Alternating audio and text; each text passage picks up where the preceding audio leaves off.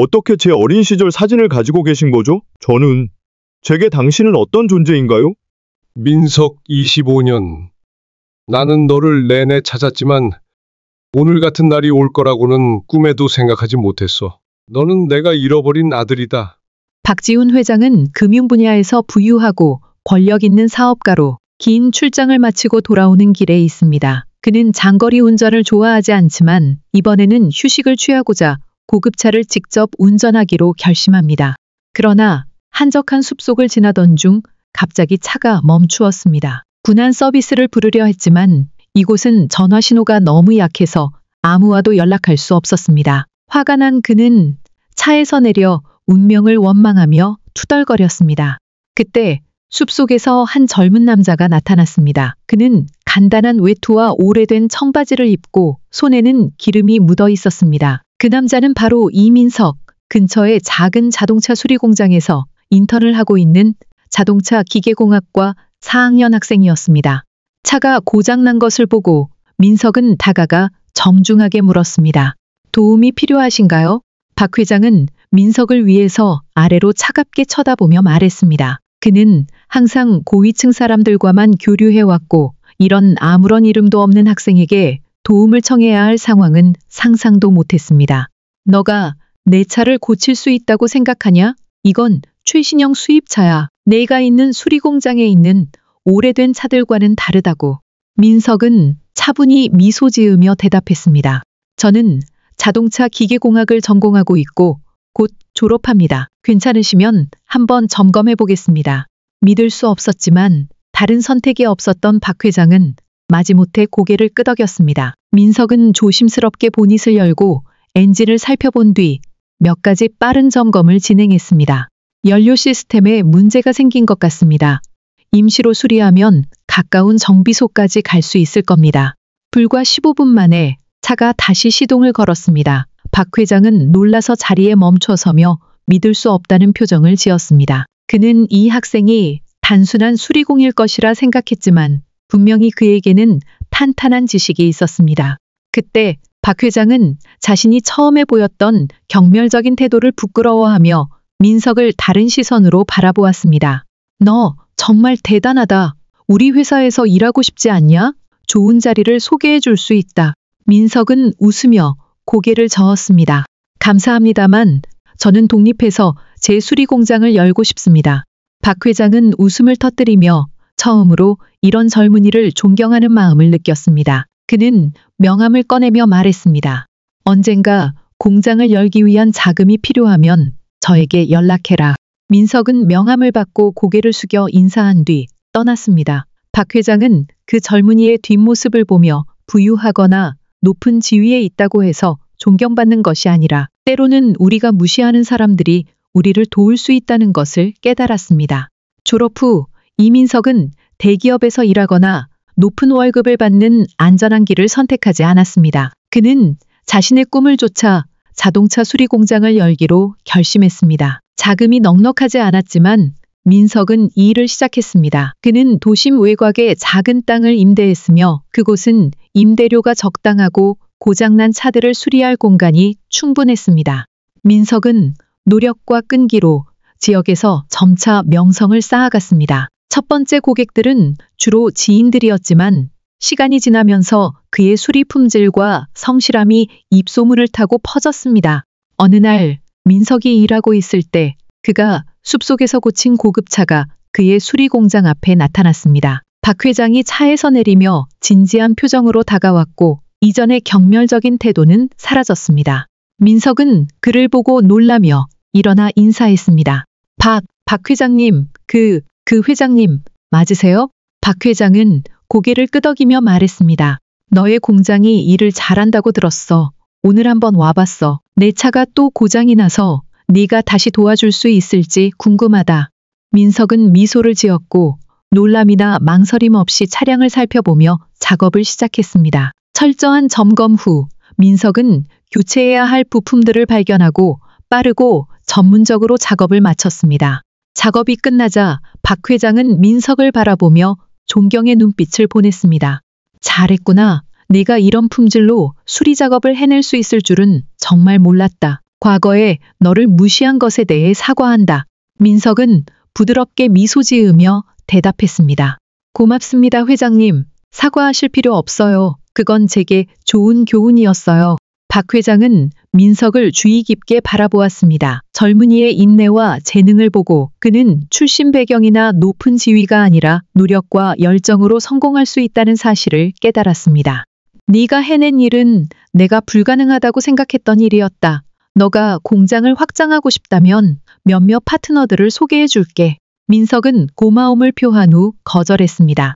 고맙습니다. 하지만 저는 제 방식대로 작은 공장을 운영하고 싶어요. 자유로움을 유지하면서 일의 질에 집중하고 싶습니다.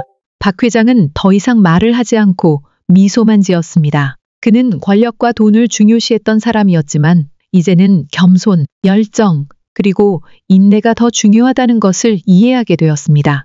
이민석의 자동차 수리 공장은 날로 성장하고 있었습니다. 고장난 차량들이 계속해서 들어오고 고객들은 항상 그의 작업에 만족했습니다. 민석은 자신의 꿈을 현실로 만든 것에 자부심을 느꼈습니다. 비록 공장은 작지만 그는 매일 모든 열정을 쏟아 일하며 단순히 생계를 유지하는 것 이상의 의미를 찾고 있었습니다.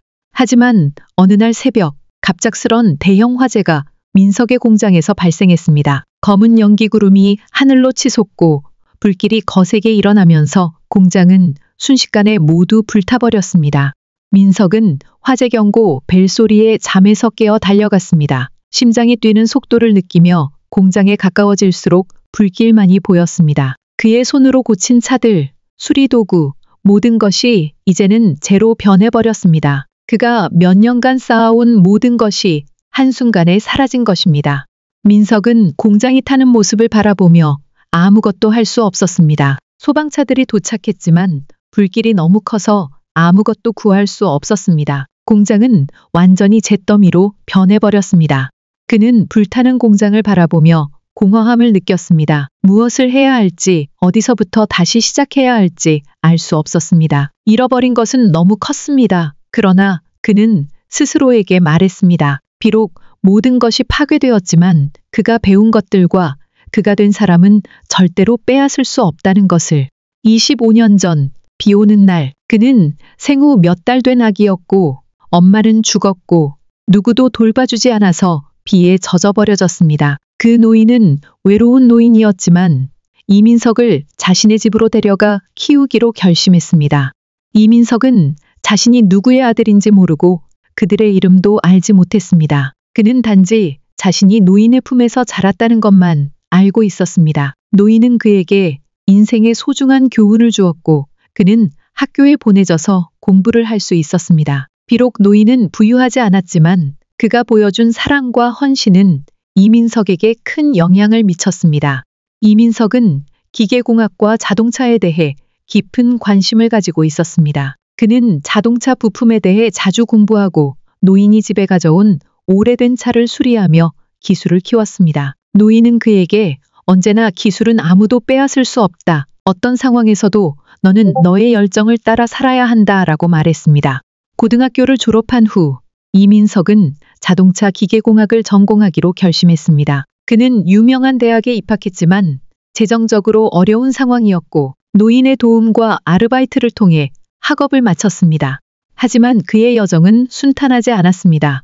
졸업 후 그는 작은 자동차 수리 공장을 열었습니다. 지원할 가족도 친척도 없었지만 그는 성실하게 일하며 충성도 높은 고객들을 얻었습니다. 이민석의 이야기는 끈기와 의지의 본보기입니다. 고아 출신으로 가족도 없이 어려움을 겪었지만 그는 자신의 힘으로 어려움을 이겨내고 성공적인 사업을 만들었습니다. 그의 이야기는 인내와 열정이 있다면 무엇이든지 이룰 수 있다는 것을 증명하는 메시지입니다. 이민석은 작은 자동차 수리 공장을 운영하며 수년간 모든 정성을 쏟았습니다. 그러나 어느 날 아침 그의 공장에서 큰 화재가 발생했습니다. 검은 연기가 하늘로 치솟고 불길이 빠르게 퍼지면서 공장이 순식간에 모두 불타버렸습니다. 이민석은 화재 경고 벨소리에 깨어 달려갔습니다. 심장이 뛰며 공장에 가까워졌을 때 불길만이 보였습니다. 그의 손으로 고친 고급차들이 도구들이 모두 잿더미가 되어버렸습니다. 그는 믿을 수 없었습니다. 그는 모든 것을 잃었고 몇 년간 쌓아온 모든 노력과 꿈이 사라져버렸습니다. 이민석은 그 자리에 서서 불타는 공장을 바라보며 아무것도 할 수 없었습니다. 소방차가 도착했지만 불길이 너무 커서 아무것도 구할 수 없었습니다. 공장은 모두 불타버렸습니다. 그는 공장을 바라보며 공허함을 느꼈습니다. 무엇을 해야 할지, 어디서부터 시작해야 할지 알 수 없었습니다. 모든 것이 사라졌습니다. 그러나 그는 스스로에게 말했습니다. 비록 모든 것이 파괴되었지만 그가 배운 것과 그가 된 사람은 결코 빼앗을 수 없다는 것을. 이민석은 25년 전 비 오는 날 길에서 우연히 한 노인에게 발견되었습니다. 그는 생후 몇 개월 된 아기였고 엄마는 세상을 떠났고 아무도 돌봐주지 않아서 비에 젖어 있었습니다. 그 노인은 외로운 사람으로 이민석을 자신의 집으로 데려가서 자신의 자식처럼 키웠습니다. 이민석은 자신이 누구의 자식인지 부모님이 누구인지 몰랐습니다. 하지만 그는 자신을 키워준 노인에게 깊은 감사의 마음을 가졌습니다. 노인은 어려운 환경 속에서도 이민석에게 사랑을 주었고 그를 학교에 보내 공부를 시켰습니다. 비록 노인은 부유하지 않았지만 그가 보여준 사랑과 헌신은 이민석에게 커다란 영향을 미쳤습니다. 이민석은 자동차와 기계에 대한 큰 열정을 가지고 있었습니다. 그는 자동차 부품에 대해 자주 공부하고 노인이 집에 가져온 오래된 차들을 수리하면서 기술을 익혔습니다. 노인은 그에게 언제나 기술은 아무도 빼앗을 수 없다. 어떤 일이 있어도 내 열정을 쫓아 살아라고 말했습니다. 고등학교를 졸업한 후 이민석은 자동차 기계공학을 전공하기로 결심했습니다. 그는 재정적으로 어려운 상황에서 학업을 이어갔지만 노인의 지원과 아르바이트를 통해 졸업할 수 있었습니다. 그의 여정은 항상 순탄하지 않았습니다. 졸업 후 이민석은 작은 자동차 수리 공장을 열었습니다. 그는 가족이나 친척의 지원 없이도 성실하게 노력하며 충성도 높은 고객들을 얻었습니다. 이민석의 이야기는 끈기와 의지의 상징입니다. 어려운 환경에서 태어난 그는 가족 없이도 자신의 힘으로 모든 것을 이뤄냈습니다. 그의 이야기는 어떤 어려움도 극복할 수 있다는 강력한 메시지를 전하고 있습니다. 민석은 잃어버린 것들을 생각하며 자동차 수리소만이 아니라 자기 자신에 대한 믿음도 잃어버렸다는 것을 깨달았다. 그는 할아버지가 했던 말을 기억했다. 어떤 어려움이 있더라도 항상 흔들리지 말고 버텨야 한다. 인생에서의 시련은 더 강해지기 위한 기회일 뿐이다. 하지만 지금 그는 그 말들이 자신의 슬픔과 마음의 공허함을 채울 수 없다는 걸 느꼈다. 민석은 이제 더 이상 이 고통을 나눌 사람이 없다. 그는 가족도 친한 친구도 없었고 어려운 상황에서 그를 도와줄 사람도 없었다. 모든 것이 혼자서 살아온 사람에게는 너무나 버거운 일이었다. 그럼에도 불구하고 민석은 절망적인 순간에 할아버지가 가르쳐준 인내를 떠올렸다. 아마도 지금이 자신과 싸워야 할 때이고 인생의 폭풍을 넘어 빛을 찾아야 할 시간일 것이다. 비록 그 길이 험난하더라도 말이다.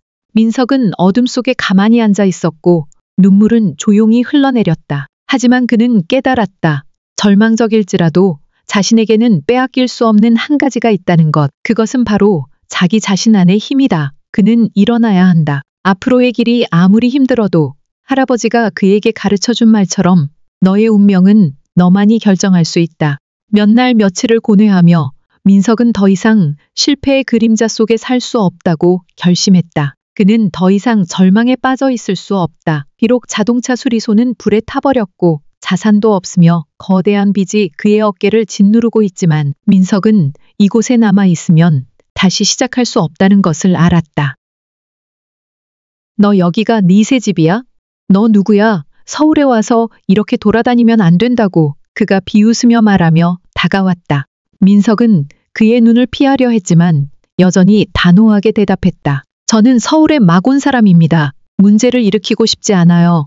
그러나 그 도둑은 조롱하며 웃더니 다른 3명이 민석을 구석으로 밀어넣기 시작했다. 민석은 상황을 이해하기도 전에 하나가 그를 밀쳐서 땅에 넘어뜨렸다. 몸의 아픔에 일어설 수 없었지만 그는 유일하게 가진 배낭을 꼭 안고 일어섰다.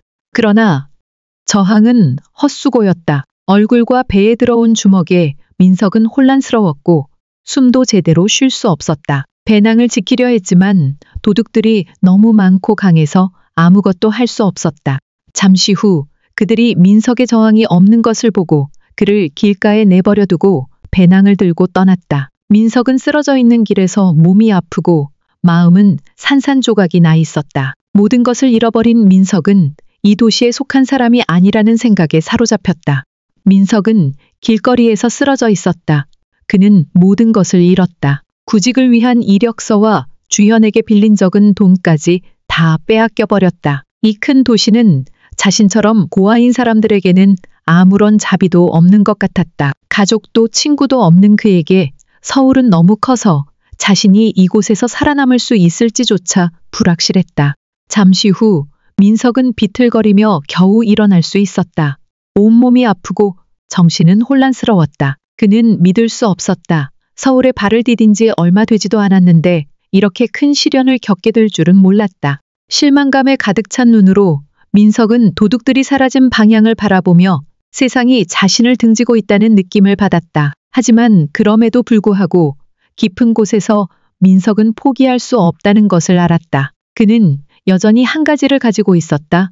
바로 삶이다. 모든 것을 잃고 빈털터리가 된 민석은 서울의 긴 거리를 홀로 떠돌았다. 배는 고파왔고 온몸은 피곤하고 실망감에 빠져 있었다. 네온 불빛과 자동차의 경적 소리, 바쁘게 지나가는 사람들의 흐름 속에서 마치 민석은 그 누구에게도 존재하지 않는 듯 느껴졌다. 그는 자신이 어떤 이름도 없이 고독하고 무명의 존재라는 느낌을 받았다. 갈 곳도 할 일도 없었고 지갑 속에는 전혀 돈이 남아있지 않았다. 모든 것이 민석에게 등을 돌린 것 같았다. 절망 속에서 그는 그저 하룻밤을 지낼 곳을 찾기 위해 떠돌았다. 결국 그는 한적한 골목으로 들어갔다. 그곳에는 사람들이 잘 지나가지 않았고 근처에는 문이 닫힌 집 한 채가 있었다. 선택의 여지가 없었던 민석은 벽에 기대어 앉아 자신을 감싸고 있던 고독과 절망 속에서 머리를 쥐어잡았다. 그는 자신이 실패자 같고 노숙자 같다고 느꼈다. 너 여기가 네 새 집이야? 너 누구야? 서울에 와서 이렇게 돌아다니면 안 된다고 그가 비웃으며 말하며 다가왔다. 민석은 그의 눈을 피하려 했지만 여전히 단호하게 대답했다. 저는 서울에 막 온 사람입니다. 문제를 일으키고 싶지 않아요. 그러나 그 도둑은 조롱하며 웃더니 다른 3명이 민석을 구석으로 밀어넣기 시작했다. 민석은 상황을 이해하기도 전에 하나가 그를 밀쳐서 땅에 넘어뜨렸다. 몸의 아픔에 일어설 수 없었지만 그는 유일하게 가진 배낭을 꼭 안고 일어섰다. 그러나 저항은 헛수고였다. 얼굴과 배에 들어온 주먹에 민석은 혼란스러웠고 숨도 제대로 쉴 수 없었다. 배낭을 지키려 했지만 도둑들이 너무 많고 강해서 아무것도 할 수 없었다. 잠시 후 그들이 민석의 저항이 없는 것을 보고 그를 길가에 내버려 두고 배낭을 들고 떠났다. 민석은 쓰러져 있는 길에서 몸이 아프고 마음은 산산조각이 나 있었다. 모든 것을 잃어버린 민석은 이 도시에 속한 사람이 아니라는 생각에 사로잡혔다. 민석은 길거리에서 쓰러져 있었다. 그는 모든 것을 잃었다. 구직을 위한 이력서와 주현에게 빌린 적은 돈까지 다 빼앗겨 버렸다. 이 큰 도시는 자신처럼 고아인 사람들에게는 아무런 자비도 없는 것 같았다. 가족도 친구도 없는 그에게 서울은 너무 커서 자신이 이곳에서 살아남을 수 있을지조차 불확실했다. 잠시 후 민석은 비틀거리며 겨우 일어날 수 있었다. 온몸이 아프고 정신은 혼란스러웠다. 그는 믿을 수 없었다. 서울에 발을 디딘 지 얼마 되지도 않았는데 이렇게 큰 시련을 겪게 될 줄은 몰랐다. 실망감에 가득 찬 눈으로 민석은 도둑들이 사라진 방향을 바라보며 세상이 자신을 등지고 있다는 느낌을 받았다. 하지만 그럼에도 불구하고 깊은 곳에서 민석은 포기할 수 없다는 것을 알았다. 그는 여전히 한 가지를 가지고 있었다. 바로 삶이다. 모든 것을 잃고 빈털터리가 된 민석은 서울의 긴 거리를 홀로 떠돌았다. 배는 고파왔고 온몸은 피곤하고 실망감에 빠져 있었다. 네온 불빛과 자동차의 경적 소리, 바쁘게 지나가는 사람들의 흐름 속에서 마치 민석은 그 누구에게도 존재하지 않는 듯 느껴졌다. 그는 자신이 어떤 이름도 없이 고독하고 무명의 존재라는 느낌을 받았다. 갈 곳도 할 일도 없었고 지갑 속에는 전혀 돈이 남아있지 않았다. 모든 것이 민석에게 등을 돌린 것 같았다. 절망 속에서 그는 그저 하룻밤을 지낼 곳을 찾기 위해 떠돌았다. 결국 그는 한적한 골목으로 들어갔다. 그곳에는 사람들이 잘 지나가지 않았고 근처에는 문이 닫힌 집 한 채가 있었다. 선택의 여지가 없었던 민석은 벽에 기대어 앉아 자신을 감싸고 있던 고독과 절망 속에서 머리를 쥐어잡았다. 그는 자신이 실패자 같고 노숙자 같다고 느꼈다. 아무도 그를 돌봐줄 사람은 없었고 배는 여전히 고프고 정신은 어지러웠다. 민석은 하늘을 올려다보았다. 별들이 가득한 하늘을 보았지만 지금의 그는 그 별들과 다를 바 없었다. 멀고 희미하고 결국 꺼져버린 것처럼 느껴졌다. 하룻밤 사이에 꿈과 야망을 가진 사람에서 아무것도 가진 것 없는 마음의 상처와 불확실한 미래만 남은 사람이 된 민석은 눈을 감았다. 그는 잠을 잘 수 없었지만 방금 일어난 일에 대해 생각하고 싶지 않았다. 그저 깊은 잠에 빠져 모든 것을 피하고 싶었다. 하지만 마음속에는 고통과 절망 속에서도 작은 빛이 있었다. 그건 포기하지 않으면 기회가 다시 올 것이라는 믿음이었다. 어두운 순간 속에서도 민석은 인생이 그에게 두 번째 기회를 줄 것이라고 믿었다. 그저 포기하지 않으면 된다고. 그리고 그렇게 거대한 도시의 작은 골목에서 민석은 혼자서 절망과 외로움 속에 누워 있었다. 하지만 희망을 완전히 잃지 않았다는 사실을 알고 있었다. 다음 날 아침, 민석은 잠에 취해 일어났다. 한밤중 잠을 자지 못해 피곤한 몸을 이끌고 더 이상 후회할 시간도 없었다. 그는 일어나서 도난당한 배낭을 들고 작은 골목을 빠져나왔다. 민석은 알고 있었다. 만약 아무것도 하지 않으면 그는 절대로 앞으로 나아갈 수 없다는 걸. 그는 광장시장으로 갔다. 예전의 기억 속의 일부였던 그곳이 이제 새로운 생계를 위한 시작점이 되었다. 활기차고 사람들로 북적거리는 이 시장에서 민석은 간간히 가게를 지나가며 일거리를 구하려 했다. 그는 더 이상 선택의 여지가 없었다. 그는 살아남기 위해 무엇이든 할 준비가 되어 있었다. 민석은 물건을 나르는 일이나 청소하는 일 등 어떤 일이든 마다하지 않았다. 힘든 일이었지만 그는 포기하지 않았다. 오늘 번 돈이 내일의 미래를 위한 기초가 될 것이라는 믿음을 가졌다. 하루가 지나고 민석은 지치고 땀에 젖은 얼굴을 한 채로 시장을 걸어 다녔다. 누구든 지나가며 그를 봤을 때 그가 지친 몸을 이끌고 일하는 젊은이를 볼 수 있었다. 힘든 생활 속에서도 그는 넘어지지 않으려 했다. 누군가가 그에게 물어보면 민석은 미소 지으며 간단히 대답했다. 새로운 기회를 찾고 있어요. 시간이 지나면서 시장 사람들이 민석을 알아보기 시작했다. 성실하게 일하는 젊은이, 포기하지 않는 사람으로 그의 평판이 퍼졌다. 몇몇 사람들은 민석에게 더 큰 일을 맡기기도 했다. 민석은 어떤 일이든지 마다하지 않고 맡았다. 이를 통해 살아남고 더 나은 미래를 위해 계속 꿈을 꾸고 있었다. 하지만 민석은 마음속으로 그가 계속해서 이렇게 임시직만 할 수는 없다는 걸 알고 있었다. 그는 언젠가 자기가 운영하던 자동차 수리소를 다시 세우겠다는 꿈을 품고 있었다. 하지만 지금은 그저 살아남기 위해 할 수 있는 일을 하는 것뿐이었다. 기회가 다시 올 것이라는 희망을 품고 하루하루가 지나가고 민석은 여전히 광장시장에서 물건을 나르며 힘든 생활을 이어갔다. 하지만 그가 잃어버린 서류와 이력서 때문에 시작도 할 수 없었다. 자신이 원하는 대로 다시 시작할 수 없다는 사실이 더 힘들게 느껴졌다. 어떤 순간에는 기회가 다 사라진 것 같았다. 민석의 희망은 거의 사라져갔다. 그런데 어느 날 힘겹게 일을 하던 중 지나가던 거리에서 한 사람을 우연히 만났다. 그 사람은 바로 박 회장이었다. 민석이 예전에 그가 고장난 차를 고쳐준 적이 있는 사람.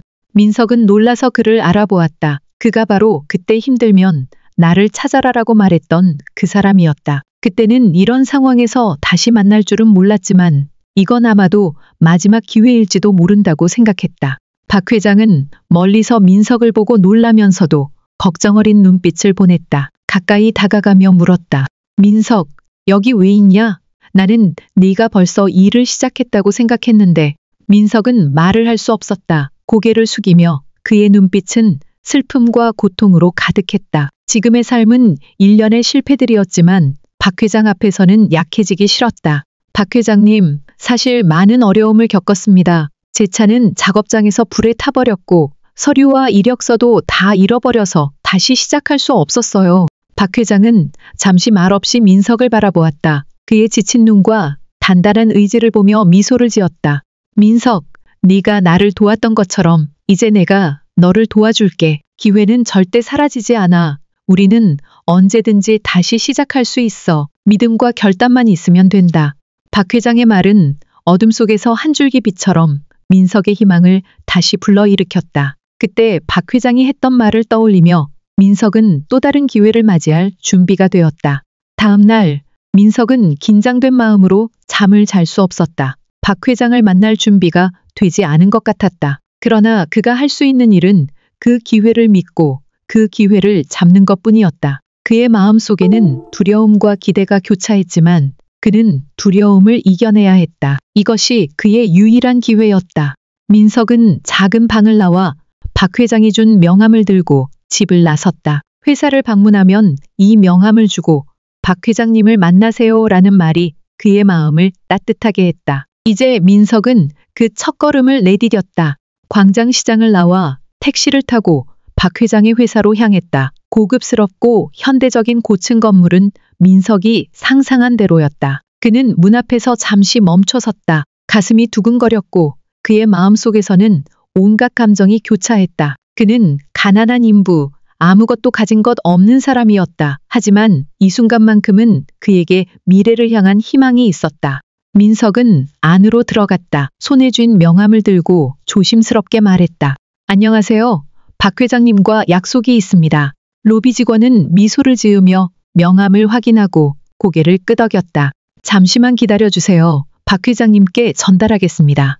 민석은 대기실에서 기다리며 불안한 감정이 다시 밀려왔다. 시간이 끝없이 늘어나는 것처럼 느껴졌다. 마침내 정장을 입은 한 여성이 들어와 민석에게 손짓을 했다. 박 회장님께서 만나실 준비가 되셨습니다. 저를 따라오세요. 민석은 일어나 여성을 따라 박 회장님의 사무실로 향했다. 사무실은 넓고 고급스럽게 꾸며져 있었으며 큰 창문을 통해 도시의 전경이 보였다. 그리고 그 큰 책상 뒤에 박 회장님이 앉아 계셨다. 그의 눈빛은 여전히 침착하고 자신감 넘쳤지만 동시에 따뜻한 관심도 느껴졌다. 민석, 기다리고 있었어. 박 회장님이 미소를 지으며 일어나 손을 내밀었다. 민석은 약간 놀랐지만 그는 손을 잡고 천천히 그 반대편 의자에 앉았다. 박 회장님, 저는 어디서부터 시작해야 할지 모르겠습니다. 민석은 말을 꺼냈고 그의 손은 약간 떨리고 있었다. 박 회장님은 고개를 끄덕이며 그의 눈빛은 인내심과 이해심이 가득했다. 괜찮아요. 이해합니다. 많은 어려움을 겪었고 다시 시작하려는 방법을 찾고 있죠. 나는 너에게 강한 열정과 결단력을 보았어요. 그래서 내가 너를 돕고자 하는 이유입니다. 민석은 박 회장님의 눈을 바라보며 그 말 속에서 느껴지는 따뜻함과 신뢰가 자신의 어두운 길을 밝히는 희망의 빛처럼 느껴졌다. 우리는 너에게 기회를 줄 수 있어. 민석, 내가 너에게 일을 시작할 수 있도록 도와줄 수 있지만 이 도전을 준비할 수 있는지 알아야 해. 우리는 가장 쉬운 방법으로 도와주지 않을 거야. 너는 스스로를 증명해야 할 거야. 민석은 망설이지 않고 고개를 끄덕였다. 저는 준비가 되었습니다. 박 회장님, 절대 실망시키지 않겠습니다. 박 회장님은 만족스럽게 미소 지으며 말했다. 좋아, 너는 내 눈에 결단력을 보여줬어. 이제 그 결단력을 행동으로 옮겨야 해. 나는 너를 믿어. 민석은 일어나 박 회장님께 다시 한번 감사를 표하고 사무실을 나와 희망으로 가득한 마음으로 밖으로 나갔다. 그는 앞길이 쉽지 않을 것임을 알았지만 이제 새로운 시작을 할 수 있었다. 그리고 박 회장님의 도움으로 민석은 인생을 다시 시작할 수 있을 거라 믿었다. 2해가 지나고 민석은 박 회장의 회사에서 열심히 일하며 자신의 능력과 결단력을 입증했다. 그는 광장시장에서 물건을 나르던 그 사람이 이제는 박 회장님의 중요한 지점을 관리하는 관리자가 되었다. 이 성공은 쉬운 일이 아니었고 끝없는 노력과 힘든 근무 시간, 그리고 끊임없는 학습의 결과였다. 어느 날 아침 민석은 자신의 지점에서 업무를 점검하던 중 박 회장님의 비서가 전화를 걸어 박 회장님이 그를 사무실로 부르셨다고 전했다. 이 초대는 민석에게 기쁨과 불안을 동시에 안겨주었다. 기쁘기는 했지만 박 회장님이 이번 만남에서 무엇을 원하는지 알 수 없어서 불안했다. 민석은 박 회장님의 사무실로 들어갔다. 그의 마음은 감정으로 가득 차 있었다. 박 회장님은 책상 뒤에 앉아 계셨고 여전히 따뜻한 미소를 지으며 그의 눈빛은 날카롭고 진지했다. 민석, 앉아라. 박 회장님이 말하며 반대편 의자를 가리켰다. 민석은 자리에 앉아 박 회장님을 주의 깊게 바라보았다. 박 회장님은 잠시 멈추고 그를 기대하는 눈빛으로 바라보았다. 너는 지난 2년 동안 정말 잘해왔어. 나는 네가 얼마나 발전했는지 정말 인상 깊었어. 처음에는 아무것도 모르던 너가 지금은 우리 회사의 중요한 지점을 관리하는 관리자가 되었어. 네가 자신의 능력을 입증한 것을 자랑스럽게 생각해. 민석은 자랑스러웠지만 박 회장님의 칭찬에 약간 당황스러웠다. 그는 고개를 숙이며 감사의 말을 전했다. 감사합니다. 이런 기회를 주셔서 정말 감사합니다. 박 회장님은 고개를 끄덕이며 계속 말했다. 하지만 나는 네가 여기서 멈추지 않을 거라는 걸 알아. 나는 네가 지점 직원들에게서 매우 긍정적인 평가를 받았다는 이야기를 들었어. 네가 팀워크를 잘 이끌고 매우 날카로운 사고를 가지고 있다는 평가를 받았어. 그러나 현재의 성과에만 만족해서는 안 돼. 너는 더 큰 도전이 기다리고 있다는 걸 알아야 해. 민석은 이 말을 들으며 긴장이 더해졌다. 그는 더 큰 변화를 맞을 준비가 되어 있음을 알았다. 그는 그 도전에 맞서겠다고 결심했다. 저를 위한 계획이 있으신가요? 민석이 물었다. 더 큰 성장을 향한 결단력으로 가득 차 있었다.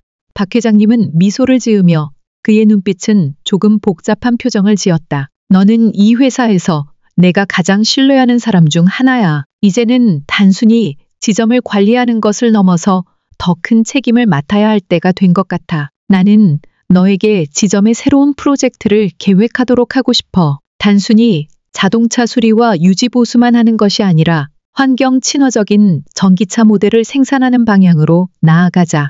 민석은 이 요청에 놀랐지만 동시에 매우 흥분했다. 이는 큰 도전이었지만 성공할 수 있다면 그의 경력에서 큰 전환점을 맞이할 수 있는 기회였다. 전기차요? 이 분야는 제게는 매우 새로운 분야인데요. 민석이 조금 망설이며 말했다. 맞아. 하지만 나는 내가 이 프로젝트를 배워가며 이끌어갈 충분한 능력이 있다고 믿어. 지난 2년 동안 너가 보여준 성과는 내가 기대한 것 이상이었어. 나는 너에게 팀을 꾸리고 공급업체 및 업계 전문가들과 협력하여 이 프로젝트를 실행할 수 있도록 하길 원해. 만약 너가 성공한다면 우리 지점은 이 분야에서 선두주자가 될 수 있을 거야. 민석은 부담감을 느꼈지만 동시에 이것이 그가 오래 기다려온 기회라는 것을 깨달았다. 이렇게 큰 책임을 맡게 되는 것은 누구에게나 주어지는 기회가 아니었다. 저는 최선을 다하겠습니다. 박 회장님, 절대 실망시키지 않겠습니다. 민석이 결심하며 대답했다. 박 회장님은 민석을 오래도록 바라보다가 웃으며 그의 어깨를 두드렸다. 좋아, 나는 너를 믿어. 그리고 기억해. 필요하면 언제든지 내게 와서 도움을 청해도 돼. 너는 내 직원일 뿐만 아니라 내가 소중히 여기는 사람이다. 민석은 동기부여가 되고 감사한 마음이 가득 차 있었다. 그는 박 회장님에게 큰 기회를 얻었을 뿐만 아니라 그로부터 절대적인 신뢰를 받았다. 민석은 앞으로의 길이 결코 쉽지 않겠지만 만약 그가 끈기 있게 최선을 다한다면 절대 후회하지 않을 것이라는 확신을 가졌다. 감사합니다. 박 회장님, 절대 실망시키지 않겠습니다. 민석이 결연한 눈빛으로 대답했다. 박 회장님은 민석을 지켜보며 미소를 지었다. 그는 민석이 미래에 큰 일을 해낼 사람이라는 것을 확신했다. 민석이 방을 떠나려 할 때 그의 시선은 우연히 박 회장님의 책상 위에 놓인 작은 사진에 멈췄다. 그 사진 속에서 한 어린 소년이 밝게 웃으며 풀밭에서 놀고 있었다. 그 소년은 매우 낯이 익었고 민석은 그 사진에서 눈을 뗄 수 없었다. 이상한 느낌이 가슴속에서 일어났고 그는 무언가를 깨달았다. 그것은 그의 어린 시절 사진이었다.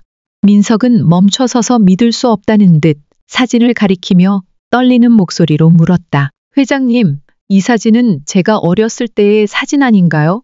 박 회장님은 살짝 고개를 들고 그의 표정이 갑자기 멍해지며 마치 무언가가 그의 마음속을 급격히 흔든 듯했다. 시간이 멈춘 듯한 느낌이 들었고 주변의 소리는 모두 흐릿해졌다. 박 회장님의 눈은 놀라움으로 크게 뜨였고 그는 이를 애써 감추려는 듯했다. 박 회장님은 한동안 아무 말도 하지 않았고 마치 자신이 들은 말을 믿을 수 없는 듯 민석을 바라보았다. 그는 민석을 바라보며 뭔가를 확인하려는 듯한 표정을 지었다. 민석은 그 변화를 느끼며 방 안에 무거운 침묵이 가득 차 있는 것을 느꼈다. 그는 어떻게 해야 할지 몰랐다. 단지 박 회장님의 반응을 기다리고 있을 뿐이었다. 박 회장님은 눈을 감았다가 다시 뜬 후 천천히 일어나지만 어디서부터 시작해야 할지 모르는 듯했다. 민석은 여전히 어리둥절한 표정으로 그가 말하려는 이야기를 이해하려고 애썼다. 사진 속 어린 소녀는 단순한 추억이 아닌 박 회장님에게는 깊은 고통을 동반한 과거의 한 조각이었다. 박 회장님은 민석을 오래도록 바라보다가 결국 말문을 열었다. 그의 목소리는 떨리고 눈에는 슬픔이 가득했다. 민석, 너는 아마 몰랐을 거야. 하지만 너는 내 아들이야. 25년 전, 너는 아직 어린 아기였을 때 우리 가족은 끔찍한 재앙에 직면했었어. 박 회장님은 이야기를 시작했다. 우리는 한 강도단에게 위협을 당하고 몸값을 요구받았어. 나는 그 돈을 마련하기 위해 무슨 수를 써도 다 했지만 결국 마지막 순간에 내가 대처하려 했을 때 그들은 아무것도 받지 못했어. 그들은 화가 나서 너를 데려갔지. 민석은 그의 말을 듣고 믿을 수 없었다. 강도들이 저를 데려갔다고요? 맞아. 박 회장님은 고개를 끄덕이며 얼굴에 고통이 서려 있었다. 그때 그들은 우리 가족을 공격했고 나는 내 아내와 자식을 지키려고 했어. 그러나 그 혼란 속에서 나는 너를 지키지 못했어. 그리고 그것이 너가 사라진 이유야. 나는 몇 년 동안 너를 찾으려 했지만 결국 찾지 못했어. 민석은 그의 말을 들으며 점점 더 혼란스러워졌다. 그는 어떻게 자신이 박 회장님의 아들일 수 있을지, 그리고 그가 전혀 기억하지 못하는 이 사람과 관련된 모든 것이 도대체 무엇인지 알 수 없었다. 그런데 왜 제가 실종되었을 때 찾지 않으셨나요? 민석은 상처 입은 목소리로 물었다. 나는 모든 연락을 끊어야 했고 모든 희망을 잃었어. 나는 고통스럽고 무력했지만 너가 언젠가 돌아올 거라는 희망을 버리지 않았어. 박 회장님은 눈물 젖은 목소리로 답했다. 그래서 나는 너의 사진을 항상 가지고 있었어. 그 사진을 볼 때마다 너가 아직 살아있고 언젠가는 나를 찾아줄 거라는 희망을 가졌어.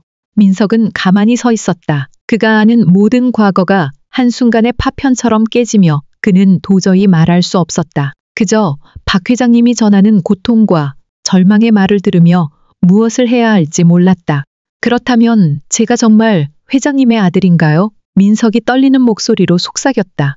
박 회장님은 부드러운 눈빛으로 민석을 바라보았다. 그의 손은 떨리고 있었지만 그의 눈빛은 여전히 강렬했다. 맞아, 민석. 너는 내 아들이야. 네가 기억하지 못할 수도 있지만 나는 언제나 네 아버지일 거야.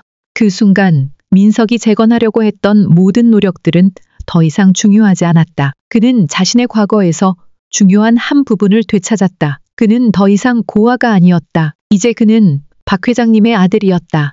하지만 이 진실은 또 다른 무거운 짐을 안겨주었다. 민석은 과거가 갑자기 떠오르면서 자신이 겪어온 모든 노력과 어려움이 더 큰 이야기의 일부가 되었다는 것을 받아들일 수 있을까? 그것은 단지 그 자신만의 이야기가 아니라 박 회장님의 가족과 관련된 이야기이기도 했다.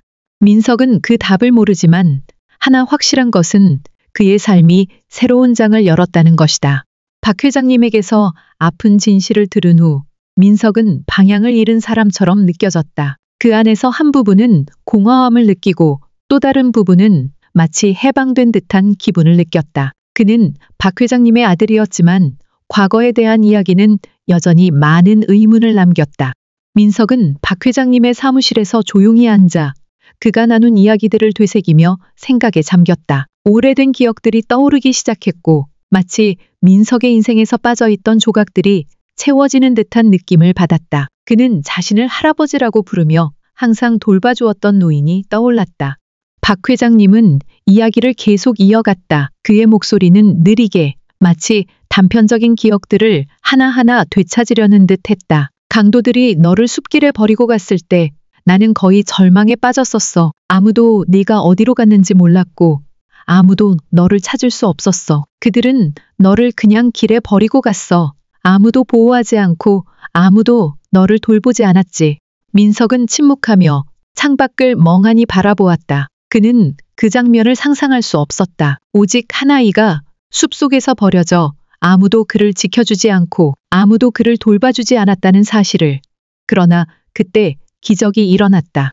민석은 말을 이어갔다. 일주일 후 나를 구해준 할아버지가 나를 찾았어요. 그 할아버지는 가난한 농부였고 한 외딴 마을에 살고 있었어요. 그는 나를 집으로 데려가서 키웠고 나는 그의 사랑 속에서 어린 시절을 보냈어요. 내가 너를 찾기 시작했지만 결국 찾지 못했어요. 그리고 결국 나는 너에게 돌아왔어요.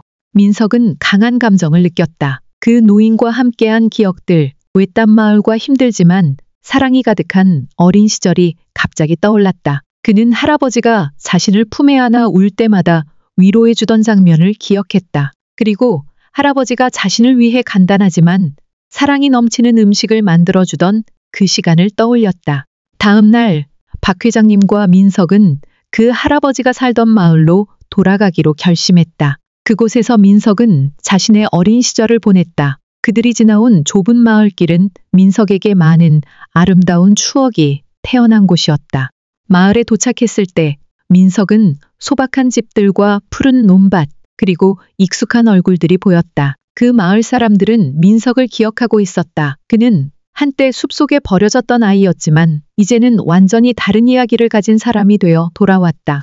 민석과 박 회장님은 민석을 키워준 할아버지의 무덤을 찾았다. 무덤 앞에서 민석은 무릎을 꿇고 감사와 감동으로 가득 찬 마음을 전했다. 저를 구해주셔서 감사합니다. 제게 새로운 삶을 주셔서 감사합니다. 그는 속삭였다. 박 회장님은 민석을 바라보며 자랑스럽고 사랑이 담긴 눈빛을 보냈다. 민석, 너는 단지 내 아들이 아니라 이 마을의 아들이기도 해. 오늘의 너를 만든 모든 것을 항상 기억해. 민석은 일어나 멀리 펼쳐진 논밭을 바라보았다. 그곳에서 어린 시절 뛰놀던 기억들이 떠올랐다. 그의 삶은 더 이상 혼자 떠도는 날들로 가득하지 않았다. 이제 그는 가족의 사랑을 찾았고 그 사랑은 자신을 키워준 할아버지와 몇 년 동안 헤어졌던 아버지, 그리고 그를 돌봐준 사람들의 사랑이었음을 깨달았다. 민석의 삶은 이제 희망과 사랑으로 가득 차 있었다.